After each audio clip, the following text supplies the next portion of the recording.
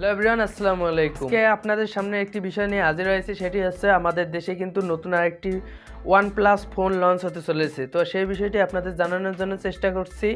তো পুরো ভিডিও দেখতে থাকুন। পুরো ভিডিও জুড়ে আমি শোধ থাকবো আপনাদের সামনে, আর ক্যামেরার পিছনে রয়েছে ফারুক ভাই। আপনি যদি নিত্য নতুন টেক ভিডিও এবং বিভিন্ন ধরনের রিভিউ ভিডিও দেখতে পছন্দ করেন তাহলে আমাদের চ্যানেলটি সাবস্ক্রাইব করে রেখে দিতে পারেন সকল ভিডিওর নোটিফিকেশন পাওয়ার জন্য। OnePlus যেই ফোনটি লঞ্চ করতে চলেছে সেটি হচ্ছে OnePlus Nord 2 CE 5G। ফোনটি বাংলাদেশে মার্চ মাসের প্রথম দিকে লঞ্চ হওয়ার কথা আছে। যদি বাংলাদেশে এটা মার্চ মাসের প্রথম দিকে লঞ্চ হয় তাহলে এটা আনঅফিসিয়ালভাবে আমাদের দেশে এটা লঞ্চ হবে।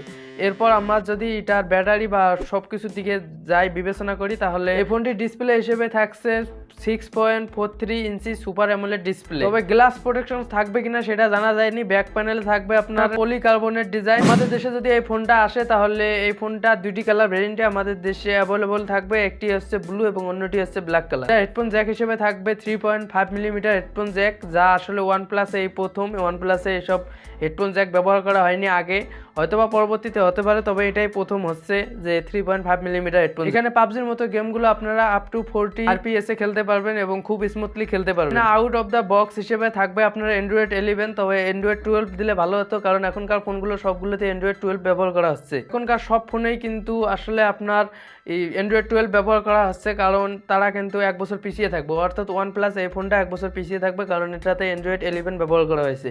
1 বছর পিছনের আপডেট সে আসলে পাবে না। আসলে এখন যদি আমরা আসি ক্যামেরা সেকশনে আপনার থাকবে ট্রিপল ক্যামেরা। যতটা লিক হয়েছে সেটি হচ্ছে যে এখানে আলট্রা ওয়াইড লেন্স থাকবে না। প্রাইমারি ক্যামেরা হিসেবে থাকবে 64 মেগাপিক্সেল ক্যামেরা, এবং এখানে সেলফি ক্যামেরা হিসেবে ব্যবহার করা হয়েছে আপনার 16 মেগাপিক্সেলের একটি সেলফি ক্যামেরা। সেটা দিয়ে আপনি অনেক সুন্দরভাবে আপনার সেলফিগুলো নিতে পারবেন।